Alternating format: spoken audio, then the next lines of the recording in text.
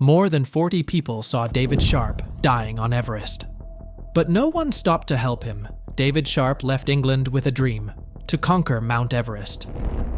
Before his journey, he comforted his worried mother, saying, "You're never really alone on Everest. There are climbers everywhere."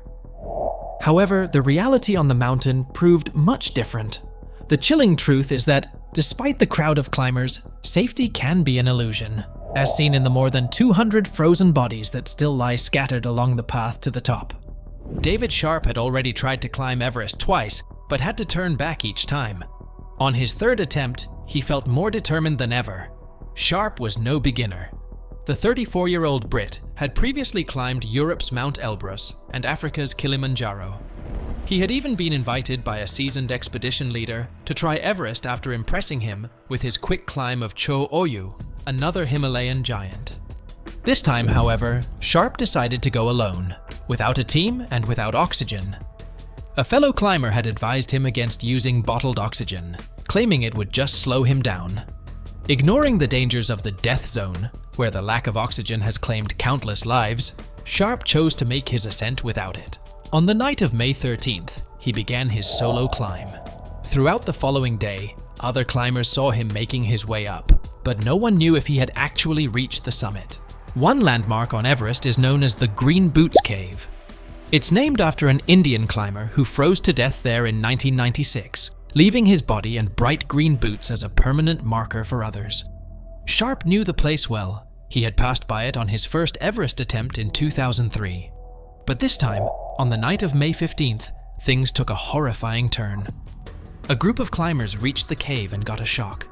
They saw green boots, but they also saw David Sharp sitting there, frozen and silent. He was huddled with his arms wrapped around his knees, his face covered in icicles. The climbers called out to him, but he didn't respond.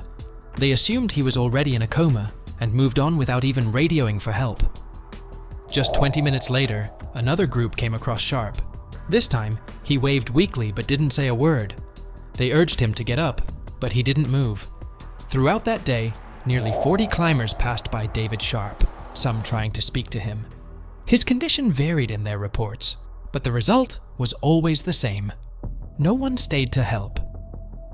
Climbing Everest is a battle against nature, especially in the death zone, where rescue is almost impossible. The bodies of dead climbers often remain where they fall because bringing them down is too risky. When Maxime Chaya and his team found Sharp in the cave during their own descent, they faced an agonizing decision. Chaya knew he couldn't carry Sharp down and risked dying himself if he stayed too long. Even though he couldn't save him, Chaya chose not to abandon him entirely. He sat with Sharp, his face already turning black from the cold, and prayed until he had no choice but to leave. David Sharp's death became a major controversy because of the sheer number of climbers who saw him alive. At least 40 people passed him in the cave, but offered little help. Some wondered if giving him oxygen or medication early on could have saved his life. There are conflicting accounts about whether anyone radioed for help or if they were told to leave him and continue climbing. Sir Edmund Hillary, the first man to reach Everest's summit, expressed his outrage. He criticized the selfish mentality of climbers who only cared about reaching the top. "On my expedition, we would never have left a man to die under a rock," Hillary said, disgusted by how the climb's glory seemed to outweigh basic human compassion. Whether David Sharp achieved his dream of reaching the summit remains a mystery, but his body, now frozen and unmoving, serves as a haunting reminder of Everest's deadly risks. For those who pass by him, it's a chilling warning that, on Everest, survival often means choosing between life and ambition. Did the climbers fail him? Or was it simply impossible to save a life so high in the death zone? What would you have done if you were there?